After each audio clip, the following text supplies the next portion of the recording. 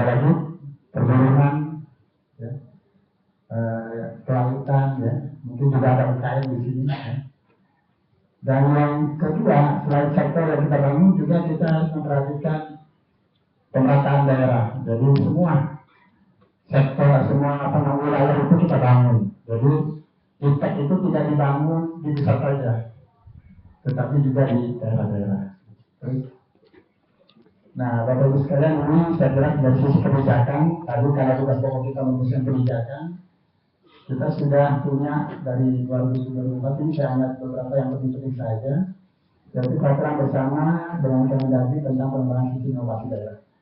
Jadi dengan peraturan bersama ini, lembaga-lembaga yang ada di daerah, yaitu apakah perguruan tinggi, kemudian SKPD di daerah, dan juga kami yang ada lembaga-lembaga di pusat ini bekerja sama, bersinergi membangun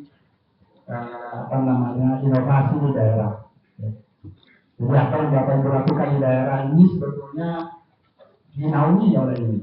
Jadi dapat dukungan tidak hanya dari Kemendagri, tapi juga dari Pemda, baik di tingkat provinsi maupun di kabupaten kota. Jadi ini mengharuskan bupati, gubernur untuk membentuk tim untuk penguatan sistem inovasi daerah yang diketuai langsung oleh Sekda. Ya, Sekda tentu kalau gubernur ataupun bupati tidak langsung bisa secara teknik oleh Sekda, sehingga dia bisa menggerakkan semua SKPD di daerah.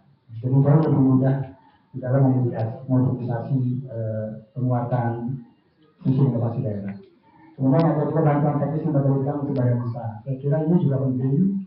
Jadi lembaga-lembaga seperti LIPI, BPPT, ataupun perguruan tinggi ini bisa membantu mengirimkan SDM-nya apakah UKM ataupun ke masyarakat langsung, ya. Jadi artinya dia tidak meninggalkan pekerjaannya, tidak dianggap mangkir, tetapi dia dinaungi oleh aturan sehingga dia bisa selama sebulan, 2 bulan di lapangan untuk membina masyarakat ataupun badan usaha. Kemudian kita juga sedang menyusun ada undang-undang 18, walaupun yang ini sebetulnya ada beberapa yang masih kurang, ya. Sehingga ini kita akan buat, tapi belum selesai. Terus, nah ini Bapak Ibu sekalian yang ingin saya sampaikan lebih detail tentang program-program riset untuk pemberdayaan masyarakat. Paling tidak Bapak Ibu sekalian bisa mengakses 3 program ini, ya. Yang pertama adalah program inisiatif bisnis Cina. Jadi bisa Cina, ya. Ini bukan melulu riset, ya. Jadi ada juga, kita punya 4 jenis inisiatif bisnis Cina ini. Yang pertama riset dasar, tentu Bapak Ibu sekalian di NPM ini tidak melakukannya. Kemudian riset terapan juga tidak, karena itu adalah ranah lembaga litbang maupun perguruan tinggi. Nah, mungkin yang bisa diakses adalah kapasitas indeks sistem produksi ini. Kenapa? Karena di dalam peningkatan kapasitas indeks sistem produksi ini bisa dilibatkan LSM, ya, ataupun UKM yang mau ditingkatkan teknologinya dengan bantuan dari perguruan tinggi maupun lembaga litbang. Kemudian yang kedua adalah divisi teknologi, itu salah satu jenis lagi.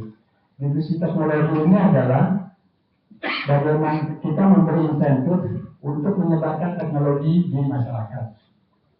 Ya, jadi kalau yang ini di badan usaha atau UKM, yang ini di masyarakat.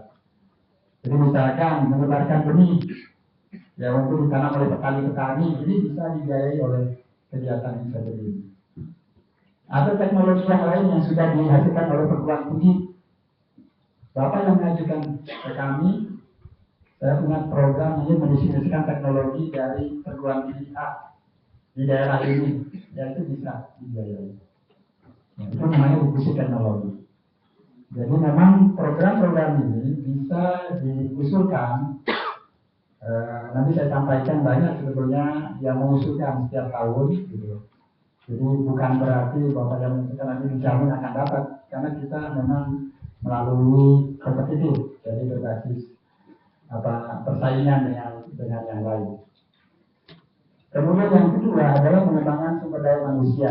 Jadi artinya saya lihat NTN Muhammadiyah ini bisa mengakses ini. Jadi kita punya anggaran kurang lebih 100 miliar, ya. Yang apa sudah 100 miliar, yang ini juga 100 miliar. Nah ini untuk selain untuk memperoleh gelar S2 S3 untuk lembaga litbang perguruan tinggi, juga untuk organisasi baik LSM maupun daerah untuk meningkatkan kemampuan kapasitas, ya, dalam bidang tentunya terkait dengan teknologi. Jadi lebih banyak penguatan sumber daya risetnya dari sumber daya manusia. Jadi bisa training, dan training ini tidak hanya dilakukan di dalam negeri. Jadi bisa juga training di luar negeri. Jadi semua kita biayai, ya, dari mulai biaya trainingnya plus juga perjalanan dan akomodasinya. Saya kira.